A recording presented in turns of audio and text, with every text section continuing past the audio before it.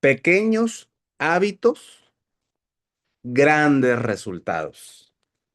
Comenzamos esta nueva aventura con un grupo de personas extraordinarias que están ahorita conectadas en vivo, 6:30 de la mañana, a comenzar un reto más, porque estamos conscientes que retarnos toda la vida, cada día, es garantía de éxito, de buenos resultados. Entonces, estamos empezando con este libro que es Hábitos Atómicos del autor James Clear, que dice un método sencillo, método sencillo. Mucha gente vive sin método, vive nada más porque sigue echándole ganas, echándole ganas, echaleganismo sin un método. Pero cuando tú tienes un método sencillo y comprobado para desarrollar buenos hábitos y eliminar los malos, avanzamos mejor.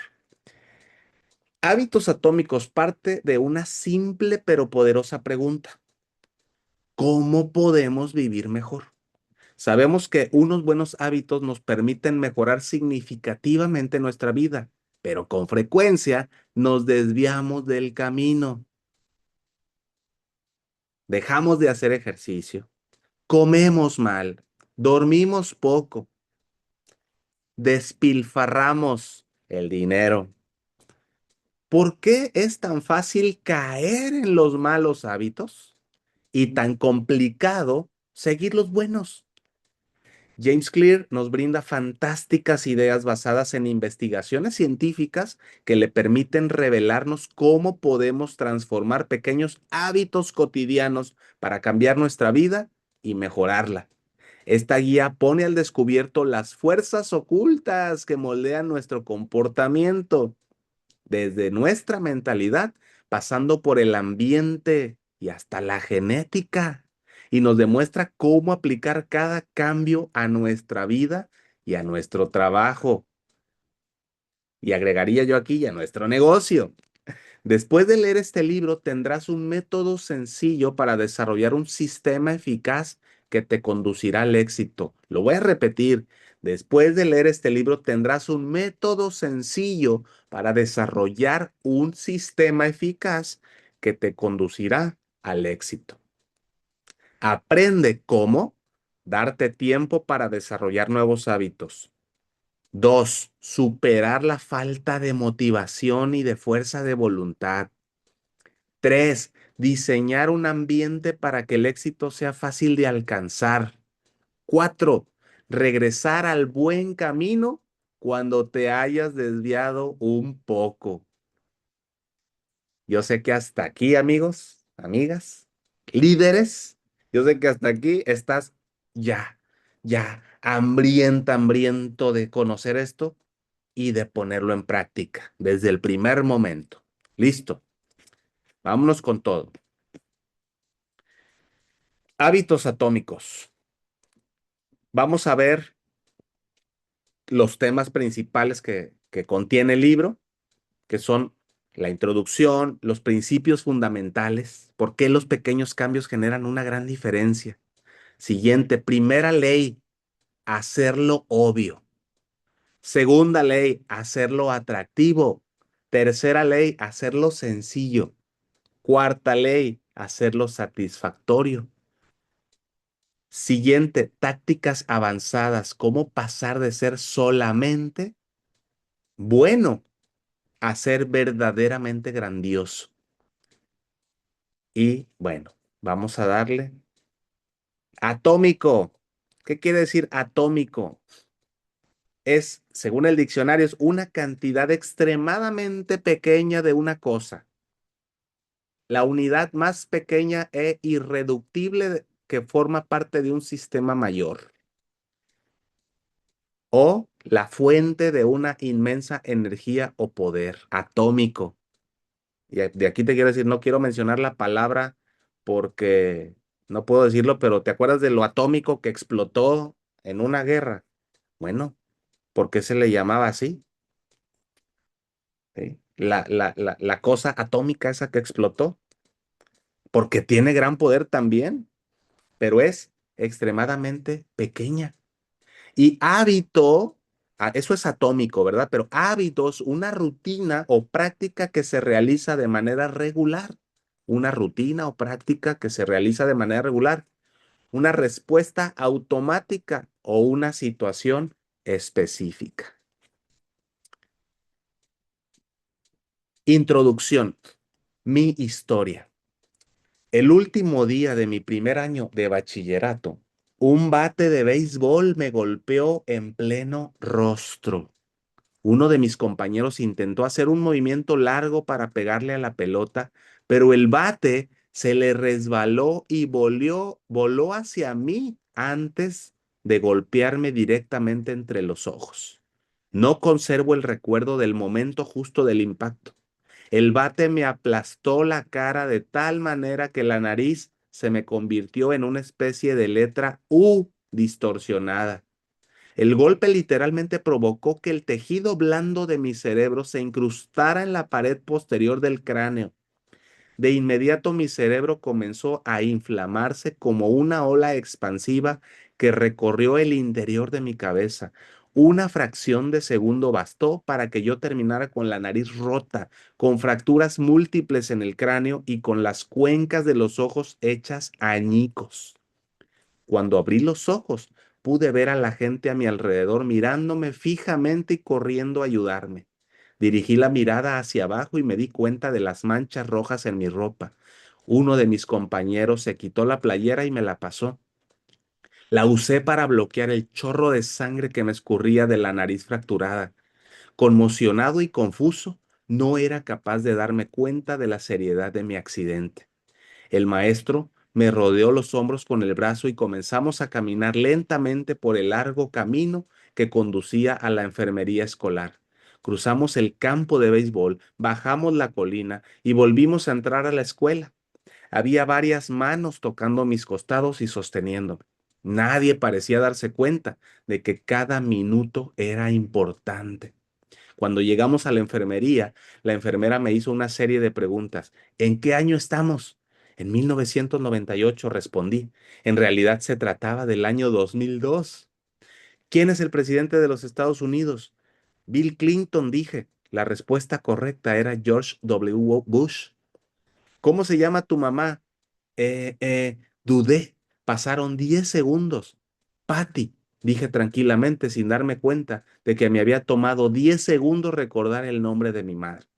Esa es la última pregunta que recuerdo.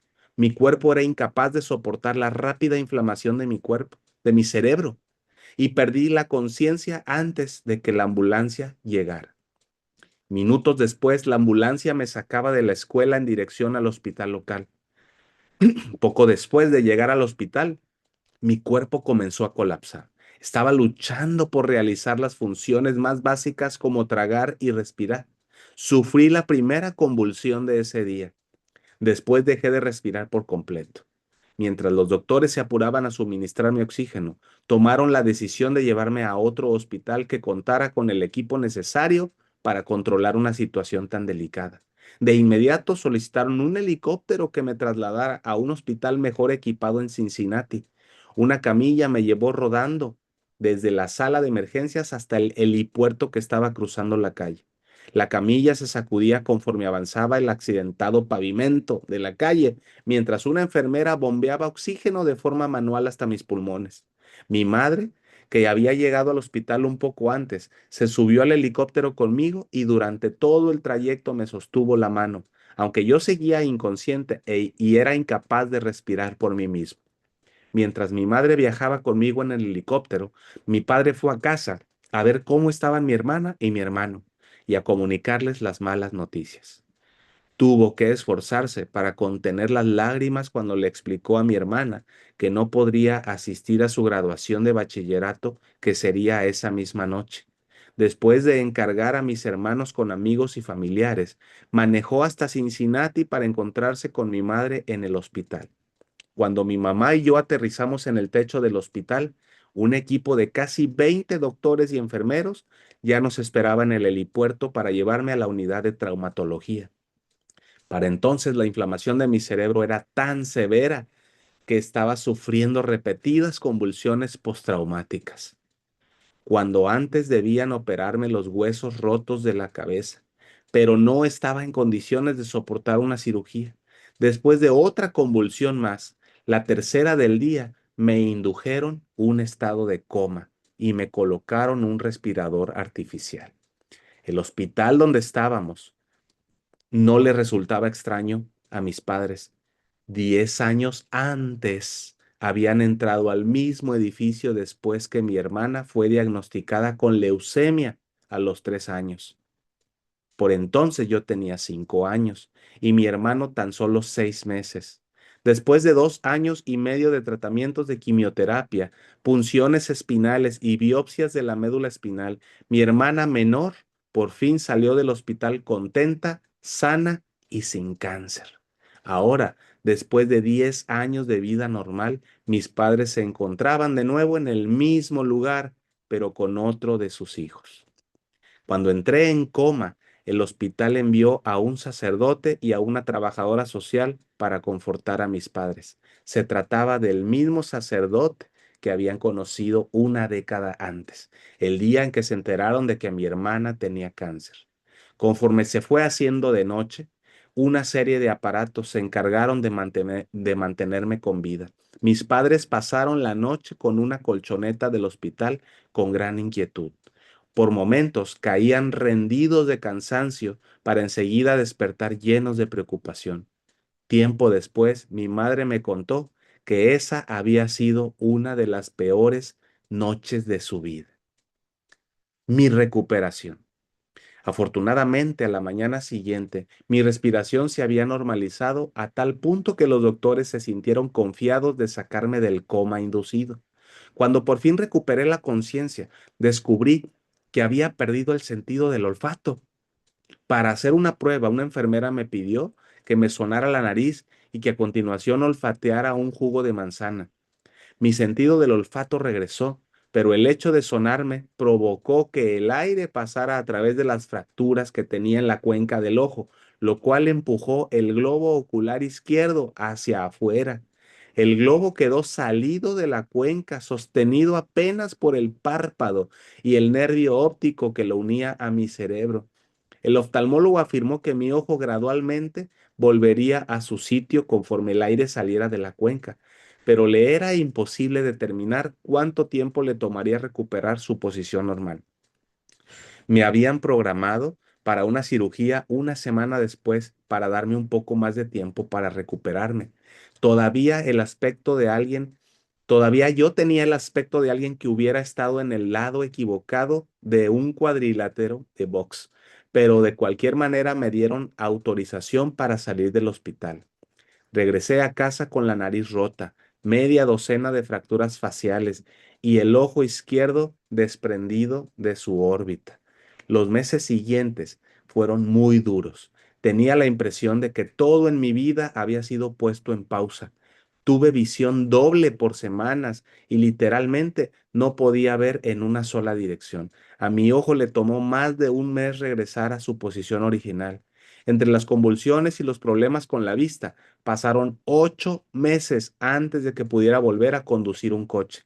En las sesiones de terapia física, tuve que practicar patrones motores básicos como caminar en línea recta. Estaba determinado a no permitir que mis heridas me doblegaran, pero debo admitir que en más de una ocasión me sentí deprimido y abrumado. Cuando regresé al campo de béisbol justo un año después, fue muy doloroso darme cuenta de lo mucho que me faltaba por conseguir. El béisbol siempre había formado parte de mi vida. Mi padre había jugado para las ligas menores de los Cardenales de San Luis y yo soñaba con jugar también en las ligas profesionales. Después de haber pasado meses de rehabilitación, lo que más deseaba era volver a jugar béisbol. Pero mi regreso al campo no se dio de buena manera. Cuando comenzó la temporada, fui el único jugador de segundo grado que no pasó a formar parte del equipo principal de la escuela. Por el contrario, fui relegado a formar parte del equipo de primer grado. Yo había jugado béisbol desde que tenía 4 años y para alguien que había dedicado tanto tiempo y esfuerzo a un deporte, haber sido rechazado del equipo principal había sido muy humillante. Recuerdo con nitidez el día que me comunicaron la noticia. Me senté en mi auto y lloré, mientras desesperadamente recorría con la mano el cuadrante de la radio para encontrar una melodía que me hiciera sentir mejor. Después de un año de inseguridades, cuando ya había llegado al tercer grado de bachillerato, logré ser admitido en el equipo principal de la escuela. Sin embargo, casi nunca pude entrar al campo de juego. Jugué 11 entradas en la temporada, lo cual apenas equivale a un juego completo. A pesar de mi deslúcida participación en la temporada escolar, seguí creyendo que podía lograr convertirme en un gran jugador y tuve la certeza de que si las cosas iban a mejorar, yo sería el único responsable de lograrlo. El momento decisivo llegó 2 años después de mi accidente, cuando entré a la Universidad Denison. Se trataba de un nuevo comienzo y la universidad era el lugar donde descubriría el poder de los pequeños hábitos. Y hasta aquí vamos a llegar. Impresionante cómo pasan las cosas. ¿Qué te llevas de esta nueva lectura, de este nuevo comienzo, de esta historia, Tania? Y luego, Caro, cuéntanos. Hola, buen día a todos. Pues yo leí la primer parte anoche, que busqué mi libro y sí lo encontré. Libro tiene muchísimo tiempo que lo compré, se lo compré a mi hija, pero no lo leyó.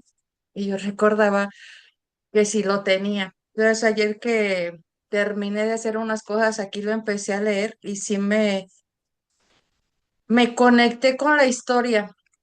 Que ahorita tu parte de la historia que leíste, porque yo ya me adelanté un poquito, porque como que me piqué estar leyendo, leyendo, leyendo. Y me conecté porque son cosas que a nosotros nos pueden estar pasando, digo, no un accidente, algún proceso que estemos viviendo que decimos le tengo que echar ganas. Me llama la atención cómo las diosidencias de la lectura, porque llegan al mismo hospital que ya habían estado hace años ellos, con el mismo médico, llega el mismo sacerdote y fue todo así como que una diosidencia. A mí se me hizo una diosidencia eso, ¿no? Y pues aquí nos enseña que pues debemos de ser fuertes en cualquier proceso que tengamos. Él tuvo una lesión demasiado fuerte, y pues la verdad a mí se me hizo un milagro que siguiera vivo, porque sí fue algo muy complicado para él y tanto para él como para sus papás. Yo me reflejé en los papás, yo como mamá, me reflejé en los papás cómo debemos de sacar esa fortaleza que nos da Dios, porque a veces nos preguntamos de dónde me sale tanta fuerza para seguir adelante, pero es la fuerza que nosotros le pedimos cuando oramos a nuestro Creador, y es lo que yo me llevo, que debemos de ser siempre más fuertes, aunque decimos que no lo somos, pero vamos descubriendo poco a poco con esos procesos que vivimos lo fuerte que podemos llegar a ser. Gracias, Tania. Caro, y luego, doctora Lisbeth, ¿Puedes tomar la foto, Elías? Porque yo ya me voy. ¿ya te vas? Claro que sí. Vamos a tomar Sí. la foto. A ver, prendamos nuestra camarita para la foto de este nuevo inicio. 5, 4, 3, 2, 1, sonrisas. So. Listo. Gracias, Tania. Buen día. Bueno, Caro, luego, pues doctora Lisbeth. aquí al inicio con la historia de James, pues es bastante impresionante, ¿sí? Por lo que pasó, pero también lo que es su tenacidad por volver a jugar el béisbol, ¿sí? Y algo que me quedó aquí bien claro es que él se dio cuenta que él sería el único responsable de lograrlo, ¿sí? Eso es lo que él siempre tuvo claro, y es con eso con lo que me quedo, porque pues aplica para todo, porque nosotros somos los únicos responsables de vivir la vida que queremos, de lograr lo que queremos. Gracias, Caro. Excelente. Muy bien, a mí me encantó mucho el inicio muy fuerte, ¿verdad? Pero sí, hasta da miedo cuando uno va leyendo y dice, "Oh, somos muy bendecidos nosotros porque no hemos estado en esta situación".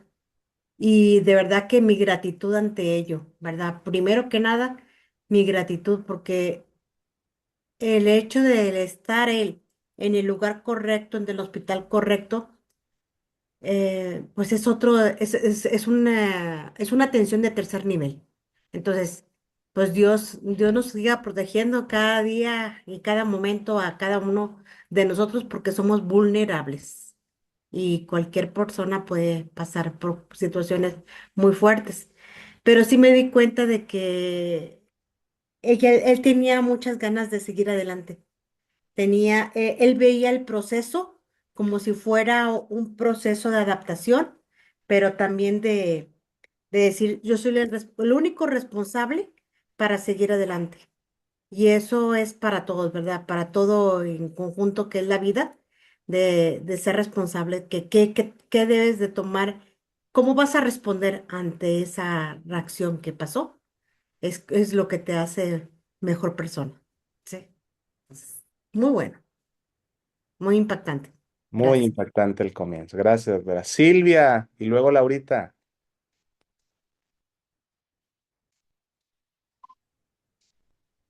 Hola, buen día. Pues también tengo el libro porque también lo tenía mi hijo aquí, entonces, bueno, ya lo Bueno, tengo.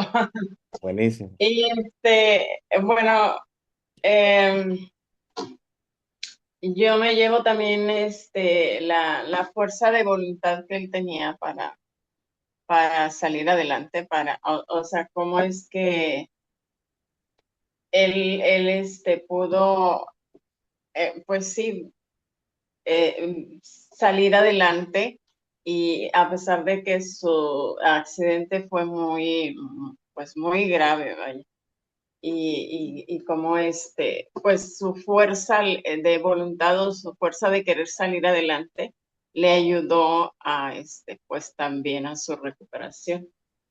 Y pues em, también que regresó al fútbol, digo al béisbol, o sea, porque muchas veces pues, no queremos regresar a donde nos pasó un accidente y él sí pudo regresar. Gracias, Silvia. Gracias. Bueno, Laurita y luego Sarita. Buenos días a todos. Pues sí, muy impactante cómo empieza el libro, Elías. Y coincido con Silvia, eso de regresar al lugar donde le pasó el accidente. A veces en la vida nos pasan cosas que nos duelen con ganas y no queremos regresar al lugar, pero es como un duelo, ¿verdad? Que tienes que vivir para después salir adelante. Muy impactante y considero que mucha fuerza de voluntad necesitas para salir adelante. Ya no de un accidente, sino de los golpes que te da la vida, ¿verdad? Muy, muy buen libro. Espero nos ayude mucho. pues, Gracias. Gracias, Laurita.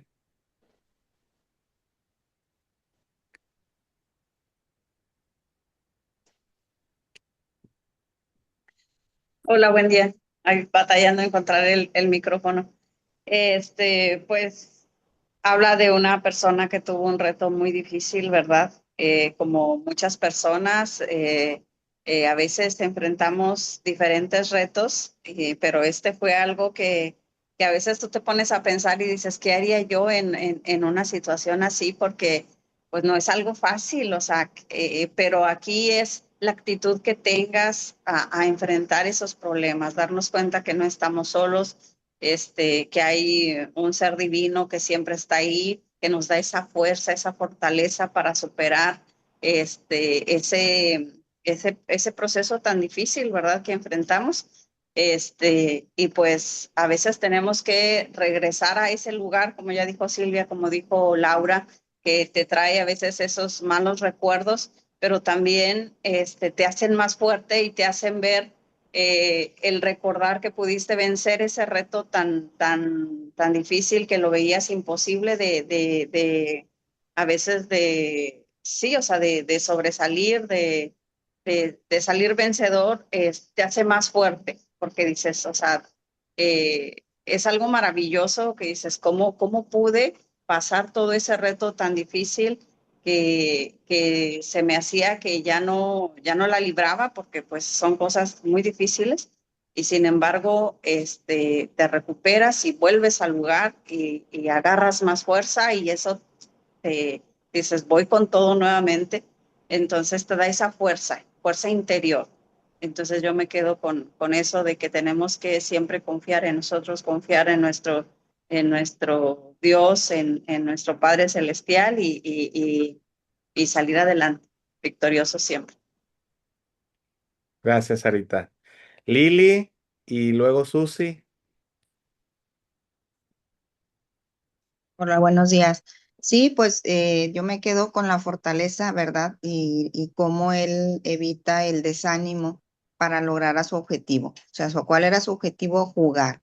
Y por mucho que le hubiera pasado, pues él evitó el desánimo aún con todo lo que le pasó, y tuvo esa fortaleza para regresar y lograrlo, ¿verdad? Lograr hasta mucho después, o sea, porque no fue en esa misma etapa, sino esperó todavía, siguió a la universidad para poder lograr el objetivo. Entonces, pues yo me quedo con eso, con la fortaleza que tuvo para seguir adelante y pues hasta la universidad haber logrado ese objetivo y todavía pues el tener eh, la seguridad en sí mismo de que lo va a lograr.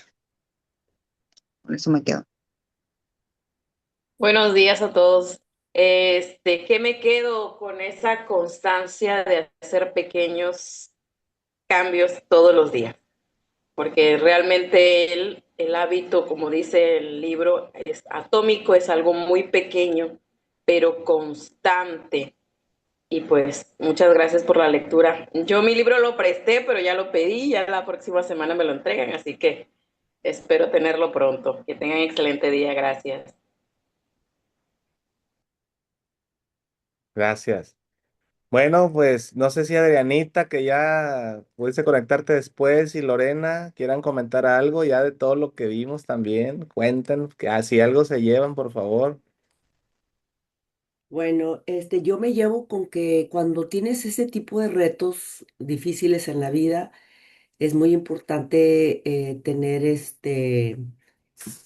em, tener una determinación, ¿sí? Y él estaba determinado a que no le afectara eso, esa situación. Entonces yo pienso que en nuestra vida también, cuando nos sucede algo, tenemos que estar determinados, ¿verdad?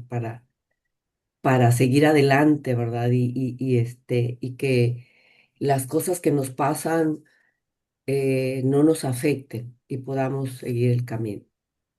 Con eso me quedo, con la determinación que tuvo él, ¿verdad? Gracias. Exacto. Lorena, ¿estás aquí? ¿Quieres comentar algo? Eso, ahí vas. Bueno, buenos días. No escuché la lectura porque Sarita me acaba de mandar en el enlace. Sí me conecté luego, pero no escuchaba absolutamente nada. Este, no tengo el libro, me estoy conectando nuevamente. Creo que hoy empiezan esa lectura. Eh, no estaba en México, no estaba en el país, entonces no. Apenas esta semana estoy aquí. Prometo comprar el libro, prometo leer y conectarme los días que vaya, creo que son lunes, miércoles y viernes, ¿verdad? Sí, pues mira, bienvenida de nuevo, lunes, miércoles y viernes, 6:30 de la mañana. Acabas de hacer una promesa y está grabada. Así es que, Sí, lo sé, lo sé. acabas de hacer una promesa. Voy a comprar, prometo comprar mi libro y prometo leer. Así es que, Sí, con hoy lo eso, voy a buscar. muy bien, Lorenita. Muy bien, Lorenita. Bueno, Bueno, termino la grabación